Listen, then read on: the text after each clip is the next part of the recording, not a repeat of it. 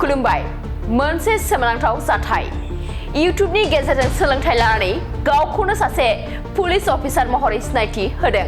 नंगौ इउट्यूबनि मददजों गावखौनो सासे एडिशनेल एसपी महरै सिनायथि होदों सासे आइजोआ पुलिसनि खसाब गाननानै थानासिम सौहैयो आइजोआ आरो एसीपी टीआई आबो सेल्यूट खालामो गावखौनो एडिशनेल एसपी महरै सिनायथि होनाय आइजोखौ नोंथांमोना सानदों नङासै इउट्यूबनि मददजों माबोरै एडिशनेल एसपी जानो हाखो थारैनो जोबोद सोमोनांथाव नङासै नाथाय दसे समनि उनावनो गावखौनो एडिशनेल एसपी महरै सिनायथि होनो नाजानाय आइजोनि सिमाङा थेर-बेथेर नंगौ दसे समनि उनावनो आइजोआ ओंखारबाय सासे नंखाय पुलिस अफिसार बे जाथाया जादों मध्य प्रदेशनि भोपालनि टीटी नोगोर पुलिस थानायाव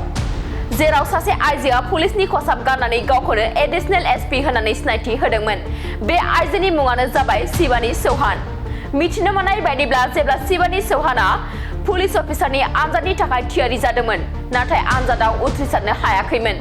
आनजादाव उथ्रिसारनो हायाखैब्लाबो नखरनि सुबुंफोरनो गावखौ एडिशनेल एसपी बिबाननि थाखाय सायख'जाबाय होननानै खिथानानै लादोंमोन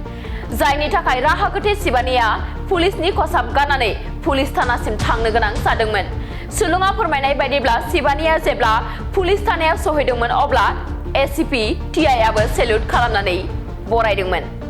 दसे समनि उनाव जेब्ला माखासे बाथ्राफोरखौ लानानै सोंथि खालामदोंमोन बे समावनो शिवानीआ जेयाव नांदोंमोन आरो बियो सासे नंखाय एडिशनेल एसपी होननानै मिथिनो मोनदोंमोन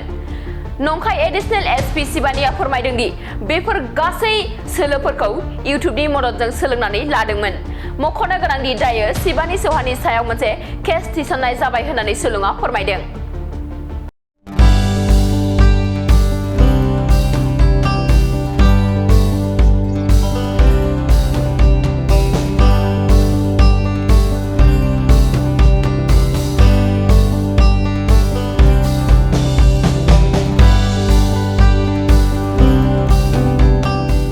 दिनैनिफ्राय जागायनानै 24 नभेम्बरसिम क'क्राझाराव जागायबाय थामथि मैहुर हादर गेजेरारि थियेटार फेस्टिभेलआ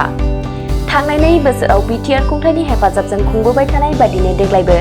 बिटिआर खुंथायनि सिनेमा एन्ड थियेटार बिफाननि हेफाजाबाव क'क्राझार लोरगि थियेटार ग्रुपनि बानजायनायजों क'क्राझारनि सान्दामारियाव थानाय बड'फा कालचारेल कमप्लेक्सआव दिनै 21 नभेम्बरनिफ्राय 24 नभेम्बरसिम सानब्रैनि हाबाफारिजों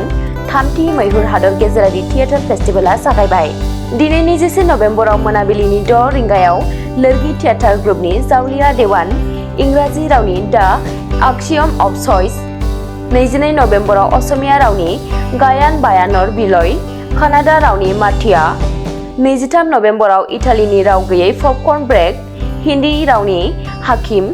24 नभेम्बराव आमेरिकानि सिसा आरो असमिया रावनि थेङा मर्टन बे गासै मोनदाइन नायजाबफोरखौ लानानै खुंनो लानाय थामथि मैहुर थियेटार फेस्टिभेलआ दिनैनिफ्राय जागायबाय बेनिखायनो हारिमु अनसायग्रा थुनफावथाय नायनो मोजां मोनग्रा नोंथांमोनहा